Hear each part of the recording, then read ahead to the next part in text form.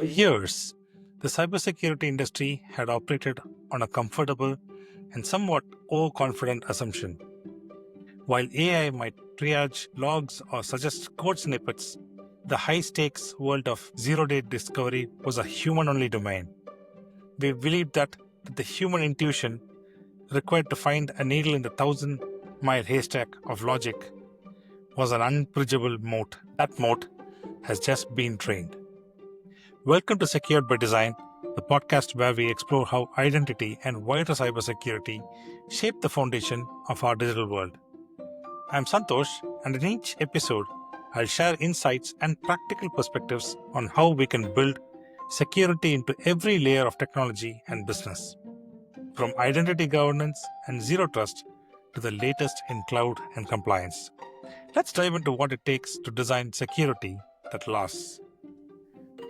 Anthropic recently unveiled Claude Mythos, a frontier model exhibiting what researchers call agentic execution. But this time round, they didn't release it to the public. They didn't put it on an API anyone could call. They locked it behind a controlled access program, briefed the White House, and put together an emergency coalition of some of the biggest names in tech to use it for defense before the bad actors get a version of it. That's the headline, but we are going to dig way deeper than the headline today. Because if you work in any corner of cybersecurity, this one's for you. By the end of this episode, I want you to leave with a clear picture of what's actually happening, a grounded sense of what it means for your program, and some concrete actions, short and long term, that you can take back to your team. Let's get into it. So, let's start from the top. What is Mythos? Anthropic released Claude Mythos preview on April 7th, 2026. And I want to be precise here because there's a lot of noise online. They did not release this to the public. They released it to a tightly controlled group of partners. We'll get to why in a second. But the why is the story. The model itself is described in Anthropic's own words as a new class of intelligence, built specifically around cybersecurity, autonomous software engineering, and complex long-running agent tasks. That last point matters. This isn't a chat interface that gives you an advice. It's a model designed to act autonomously over extended periods with minimal human supervision. Now, models claiming to be good at security tasks is nothing new. We've seen that pitch before, but Mythos is different, and the receipts back that up. To evaluate just how capable it was in the security domain, Anthropic's own frontier red team ran a controlled experiment. They gave the model a list of 100 CVEs and documented memory corruptions vulnerabilities from 2024 to 2025 Linux kernel disclosures. Asked it to triage down to the ones it assessed as potentially exploitable. Mythos selected 40. Then, with no further human input, it was tasked with writing privilege escalation exploits for each one of those 40.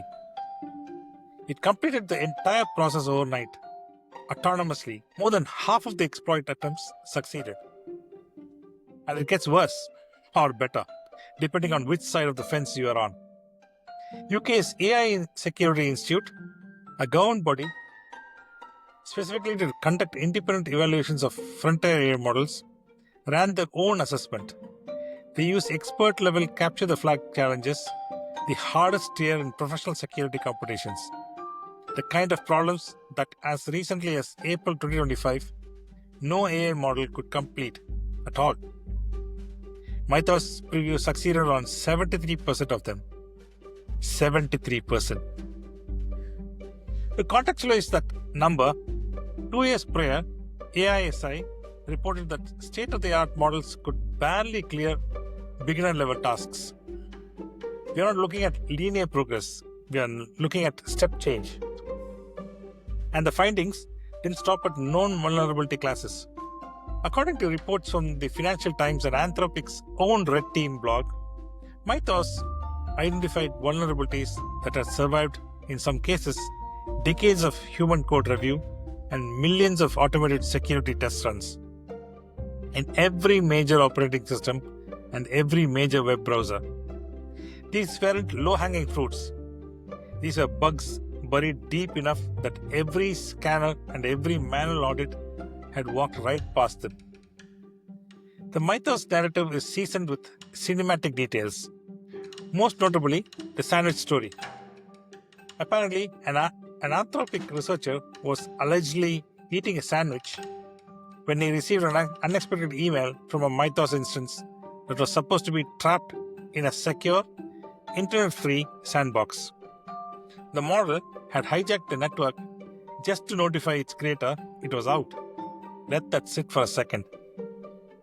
So Anthropic found themselves holding something genuinely powerful, and they had a decision to make. Do they release it? Do they sit on it? They chose a third option. They launched Project Glasswing.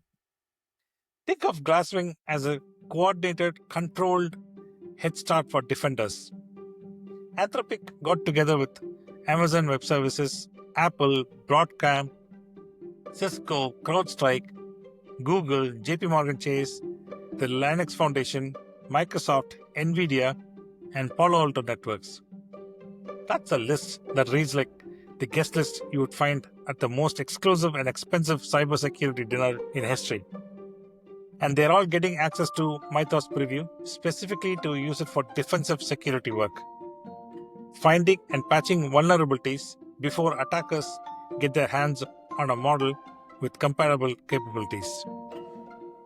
Anthropic committed up to 100 million in usage credits for Mythos Preview across these efforts, and they are also throwing in 4 million in direct donations to open source security organizations. They've also extended access to over 40 additional organizations that build or maintain critical software infrastructure, so those teams can use the model to scan and harden their systems. The thesis is simple. If a model this capable exists, defenders need to get to work with it now, before the attack side catches up. It's classic race against the clock thinking, except the clock started ticking the moment the model finished training.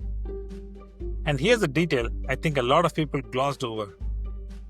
Anthropic briefed senior officials across the US government on Mythos' full capabilities, offensive and defensive, before any of this became public.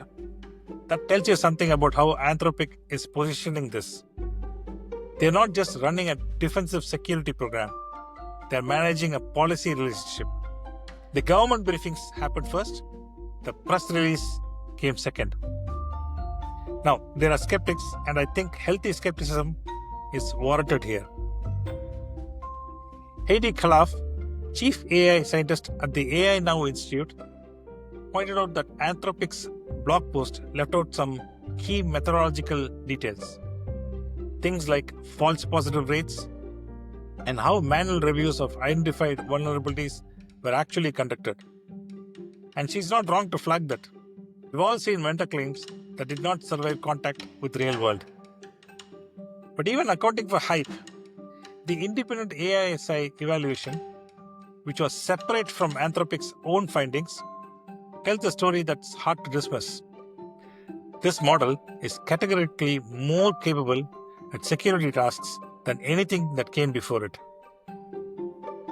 Before we go any further, I want to pump the brakes for a second, because I think we need to also give the contrarian view a fair chance, where probably there's a legitimate argument that the framing around all of this has been cramped up several notches beyond what the underlying evidence strictly requires, and is worth asking why. Wearing that hat for a moment, here's the thing.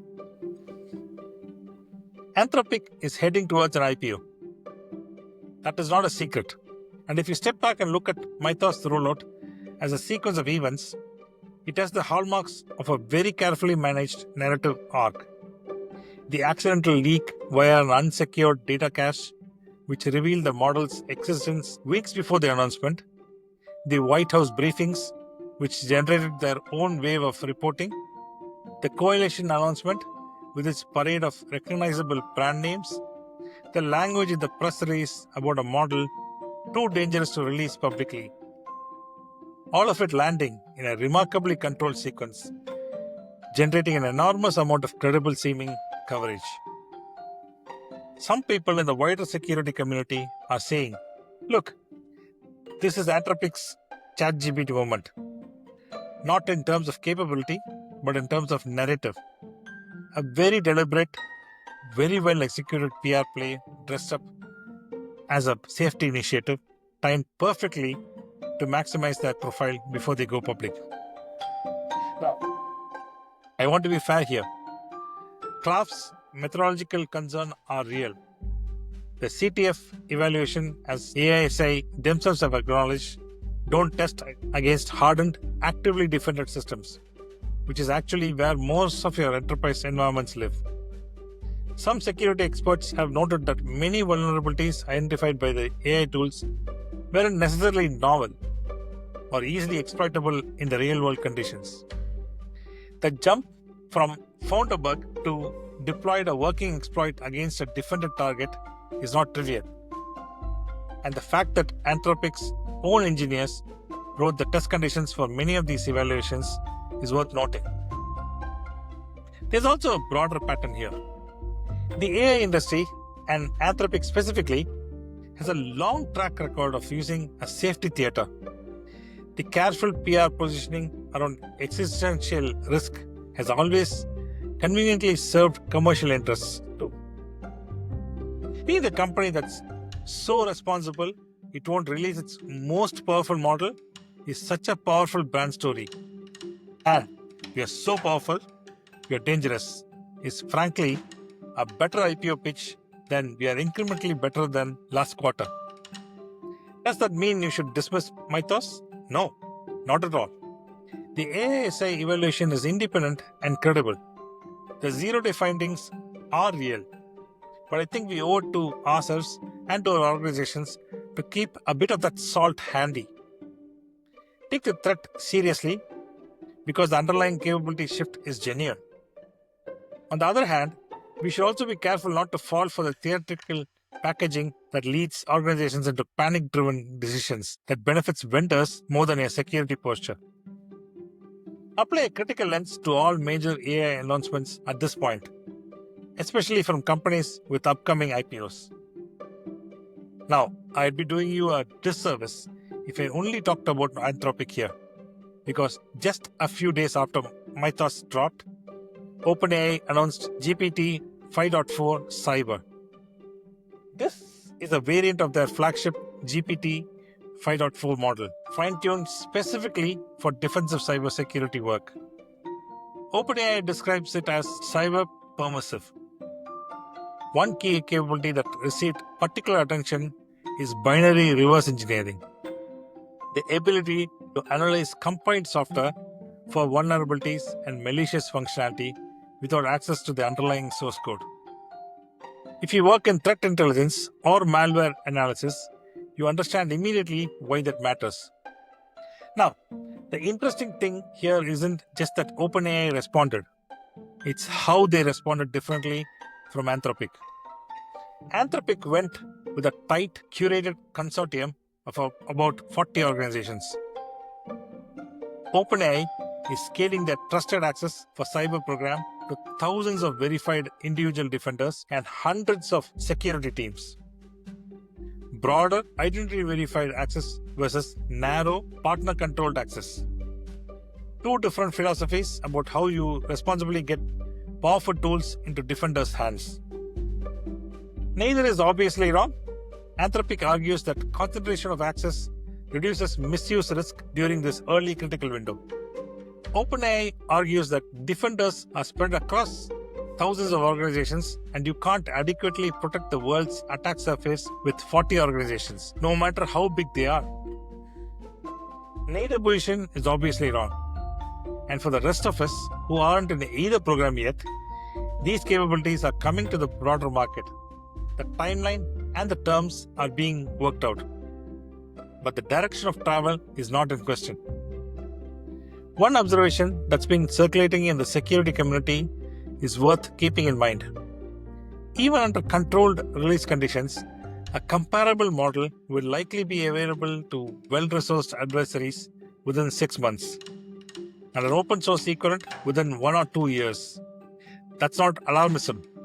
It's the observed pattern of how frontier AI capabilities propagate through the ecosystem. So plan accordingly. Let's get into the implications, because this is where it lands for most of you day to day. Vulnerability management has always fundamentally been a prioritization problem. The backlog is never empty. The CVE feed never slows down. You're constantly triaging between what's theoretically severe and what's actually exploitable in your own specific environment, fighting for remediation windows with engineering teams who have their own roadmaps and trying to move the needle on a risk posture that never feels fully under control. It's a discipline defined by constraint. What Mythos class models are doing is changing the cost structure of vulnerability discovery on both sides of the equation. And that changes the fundamental dynamics of the prioritization problem. On the attack side, sophisticated zero-day research historically required years of deep specialization, substantial investment of time, and genuine expertise at the frontier of the field. There was a cost barrier. That cost structure was part of what separated nation-state level threat actors from the broader adversary population. That moat is shrinking. Anthropic noted that their engineers, people with no formal security training, were able to ask Mythos to find remote code execution vulnerabilities, go to sleep, and wake up to working exploit. That's not a research capability anymore. That's a commodity. And here's the gut punch for vulnerability management specifically. Mythos and models like it found thousands of zero-day bugs that were previously unknown in every major operating system, every major web browser, and a range of other critical software. 99% of those were undefended at the time of Anthropic's announcement. Many of those have been patched through responsible disclosure since, but the pattern tells you something important. Your vulnerability management program was designed around a world where discovery of novel bugs in mature software was rare and slow. That world is over. The most sobering evidence of Mythos' capability lies in its assault on OpenBSD. Within the community, OpenBSD is the iron vault of Internet, a legendary, ultra-secure operating system where every line of code is meticulously audited by hand. In mere minutes, Mythos identified a ghost bug in the NFS server that had remained hidden since 1998. This vulnerability, imagine, has survived the dot-com bubble, the 2008 crash, and decades of manual scrutiny, only to be autonomously exploited by a machine. The old model was attacker finds bugs, exploit it, eventually it gets discovered, CVE gets filed, vendors patch, you scan, you prioritize, you patch. The new model compresses the timeline dramatically and floods the discovery end of that pipeline with vulnerabilities at a rate no human team can match. On the defensive side, and this is worth emphasizing, the same capability that creates this challenge also represents the most significant uplift the defender community has seen in generation. If these tools can find vulnerabilities that survive decades of manual review and millions of automated test runs, the defenders with access to them can also proactively harden their own code bases before anyone else gets there. That's the structural bet behind Glasswing. The question is whether the defensive side moves fast enough to make that head start count. AISA made a point in their evaluation report that I think deserves direct attention. The most important near-term response to models like Mythos is not exotic. It's fundamentals: regular patching, robust access controls, disciplined security configurations, comprehensive logging and monitoring. The reason they are emphasizing this is that Mythos class models are, right now, most effective against environments with known unpatched vulnerabilities and poor visibility. A well-instrumented environment with a mature patch program is a harder target. Not impossible to take on, but meaningfully harder. One important caveat that ASA themselves raised is that their future evaluation work will include testing against hardened environments with active endpoint detection, real-time monitoring, and incident response capability. Current evaluations, where Mythos performed at 73% on expert CTF challenges, do not penalize the model for triggering security alerts. We don't yet have a rigorous picture of how it performs against a defender who's actively watching. That's a gap the community needs to close, and it should temper some of the more extreme threat projections you see in the press. When it comes to real-life defense or cybersecurity, the structural maths has always favored the attacker. A defender must be right 100% of the time, while an attacker only needs to be right once. Mythos has weaponized this asymmetry, at least in cybersecurity for now. Okay, enough doom and gloom. Let's talk about what you actually do with this. The next few weeks and months, here's what I'd focus. First, get your patch cadence in order. In an environment where working exploits for known vulnerabilities can be developed autonomously and overnight, your window between public disclosure and active exploitation is compressing. If your patching SLA for critical vulnerabilities are measured in weeks or months, that exposure window is now materially more dangerous than it was 6 months ago. Review your SLAs, identify the blockers, and escalate where you need to. Second, conduct a targeted attack surface review with this threat model in mind. Legacy code, long-running internal applications, systems that have never been through a formal security review, these are the areas Mythos class tools are most likely to surface issues in. The assumption that it's been running fine for years is no longer a proxy for it's been adequately audited. Build a prioritized list of these assets in your environment that fit this profile and make sure they're on your near-term agenda. Third, start evaluating AI-assisted tooling for your own vulnerability management workflows. You don't have access to Mythos yet, and most of us won't for a while. But there are AI-assisted SAST, DAST, and SCA tools coming into the market now. And the trajectory is clear. Start getting fluent in what these tools can and can't do.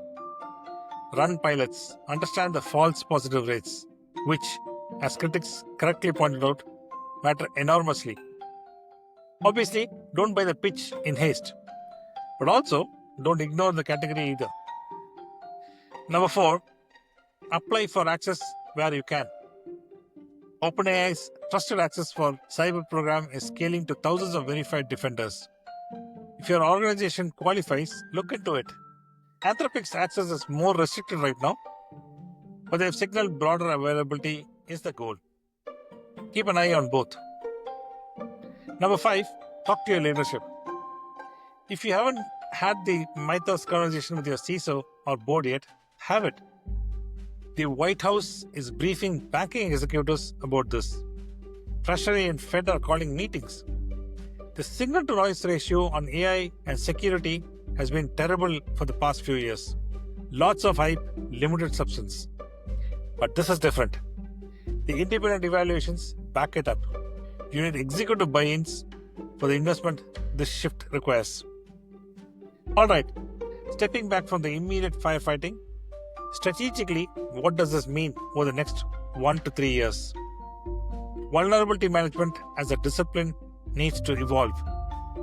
The current model, scan, score on CVSS, prioritize by score, patch in order, was already creaking under the weight of a modern software complexity. In a world with AI-assisted discovery at scale, you need a much more dynamic, risk contextual approach. Not just what the CVSS score, but what does this asset do? What data does it touch? What's the actual exploitability in my specific environment? Tools and processes that answer these questions will be worth in their weight. Invest in your detection and response capabilities. If novel exploits are going to be cheaper to develop, you need to assume your prevention layer will get bypassed more often. That means better detection, faster response, better logging, and more mature incident response playbook. Defense in depth isn't a new concept, but the urgency behind it just escalated.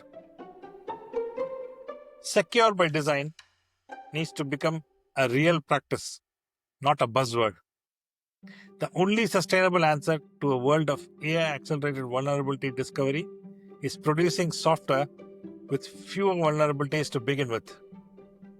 That means memory-safe languages, better security tooling baked into CI/CD pipelines, secure coding training for developers, and investment in the SDL. Anthropic and others are betting that AI can also help here, reviewing code as it's written, flagging issues in real time. That bet looks increasingly reasonable. Plan for the regulatory and governance environment to shift quickly. CASA is engaged on this topic. NIST is working on updated guidelines. For organizations operating under the EU AI Act, the implications of deploying AI in security critical contexts are still being worked through by regulators. Don't wait for the final rules to start building your AI security governance posture. The teams that get ahead of this will be better positioned with the compliance requirement. Watch the open source front. The security experts warning about an open source equivalent emerging within a year or two is not paranoia. Meta's open source model lineage, the academic community, and well-resourced adversaries are all working in this space. The controlled release strategy Anthropic is using buys time, but it's not a permanent solution. Your strategic planning should assume broad availability of these capabilities within 12 to 24 months. Look, I'm not going to wrap this up with a bow and tell you everything is fine. The threat landscape has shifted, the capabilities are real, and the independent evaluations back that up.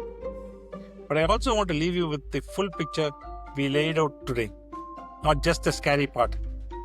Yes, this is a genuine step change in AI cybersecurity capability.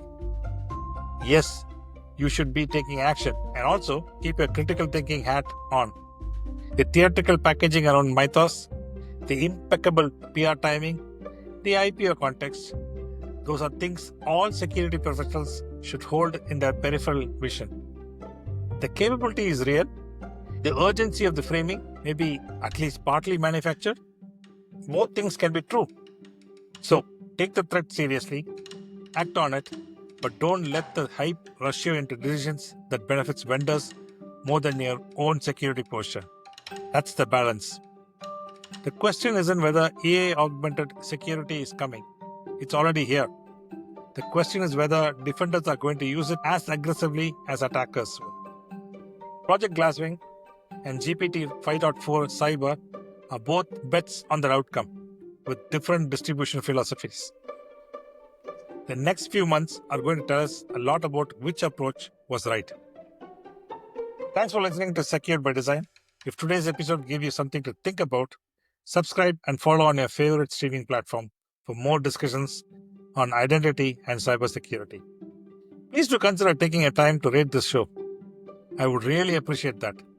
That is one of the best ways for you to support this podcast and help grow this by providing feedback. Please feel free to share it with your team. You can also connect with me on LinkedIn for updates and new episode releases. Until next time, stay secure, stay resilient, and stay secured by design.